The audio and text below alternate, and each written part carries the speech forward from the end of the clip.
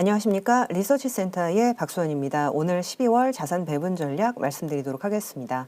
제목은 피볼 5월 낫입니다. 11월 금융시장은 미국 연준의 통화 긴축 속도 조절, 그리고 중국 제로 코로나 완화 기대감에 랠리를 이어갔습니다. 올해 투자자들을 괴롭혔었던 가장 큰 두 가지 악재가 완화된다면 위험자산 선호도도 다시 살아날 수 있을 것이다라는 베팅이었고요.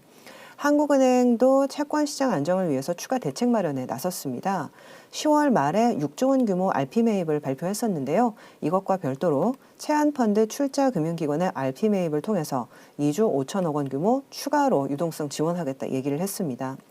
인위적인 유동성 공급 없을 것이다라고 선을 긋기는 했어도 시스템 위기 앞에서 마냥 뒷짐지고 있을 수는 없었기 때문인 것 같습니다. 하지만 최근 나타났었던 두 달간의 변화를 과연 근본적이라고 볼 수 있는 것인가? 라는 의문은 여전히 남아 있는데요. 미국 연준은 속도를 약간 조절할 것일 뿐 기준금리를 내년 상반기까지 5에서 5.25% 계속 올린다라는 방침에는 변화가 없습니다. 중국 방역 완화도 마찬가지인데요. 시장에서는 선진국 경제재개 당시와 같은 효과를 기대하고 있긴 하지만 미국과 달리 중국은 재정 부족으로 대대적인 정부 지출을 하기 힘든 상황이고요. 선진국 경기가 본격적으로 둔화되고 있기 때문에 중국에서 제조업 경기가 위축될 가능성도 고려를 해야 됩니다. 아울러서 중국은 백신 접종률도 낮고요. 의료 서비스가 부족하기 때문에 이건 역시 문제로 지적이 되고 있습니다. 무엇보다 경기는 아직 하강 국면이라는 점도 중요할 것 같고요. 따라서 저희는 자산 시장이 아직 경기 침체에 대한 가능성을 완전히 반영하지 않았다라고 보고 있습니다. 이것은 저희가 위험자산에 대해서 아직 보수적인 의견을 말씀드리는 이유이고요. 채권에 대해서는 반대로 서서히 비중 확대가 필요해야 된다라고 보는 까닭입니다. 경기가 본격적으로 둔화되는 신호가 감지되면 통화 긴축은 예상보다 빨리 종결될 가능성이 높기 때문입니다. 따라서 12월 자산 배분 전략에서는 주식 자산 전반에 대한 투자 의견은 한 단계 추가 하향을 했고요. 반면 신흥국 하이힐드 채권에 대한 투자 의견 한 단계 상향을 했습니다. 국내 크레딧 시장은 투자 심리 완전히 회복하기까지는 시간이 좀 걸리긴 하겠지만 은행권 신종자본증권, 한전채, 특은채, 표면금리 낮은 우량 등급 유통물 등은 분할 매수가 가능한 구간에 들어섰다라고 계속 말씀을 드리고 있습니다. 반면 주식 자산의 경우에는 연준 자산 긴축이 여전히 매월 950억 달러씩 진행이 되고 있기 때문에 유동성 여건 여전히 좋지 않다 말씀을 드립니다. 추가 상승 여력 제한적일 것이다 보고 있습니다.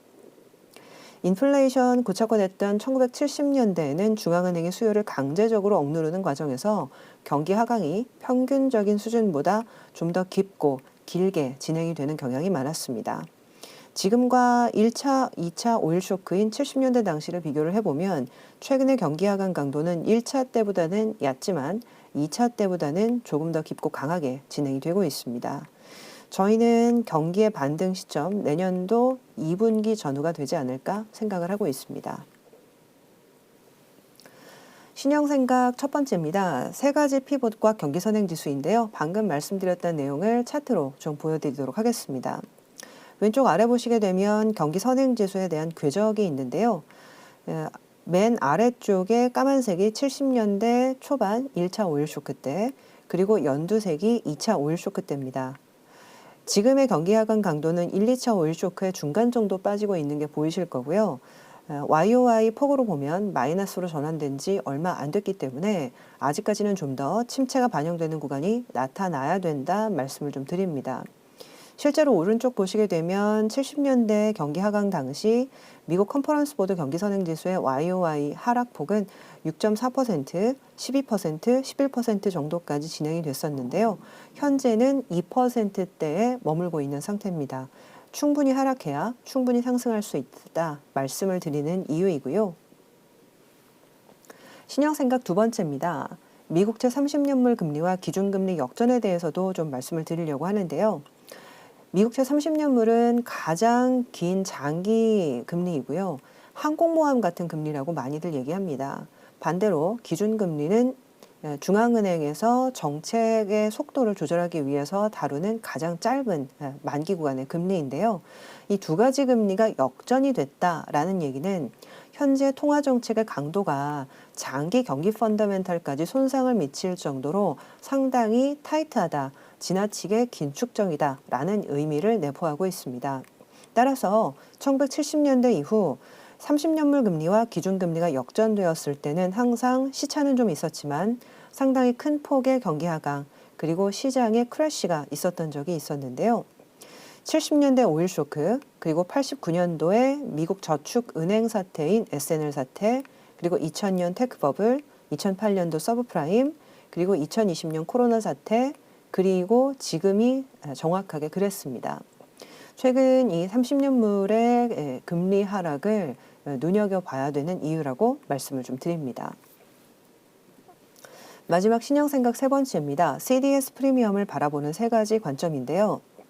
그래도 하나 고무적인 것이 있다면 미국의 금리 인상 때는 항상 신흥시장의 CDS 프리미엄이 급등을 하면서 신흥시장의 신용 위기가 반영이 된 적이 많았습니다.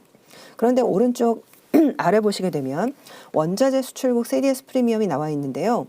브라질과 사우디아라비아가 의외로 안정적인 흐름을 보이고 있습니다.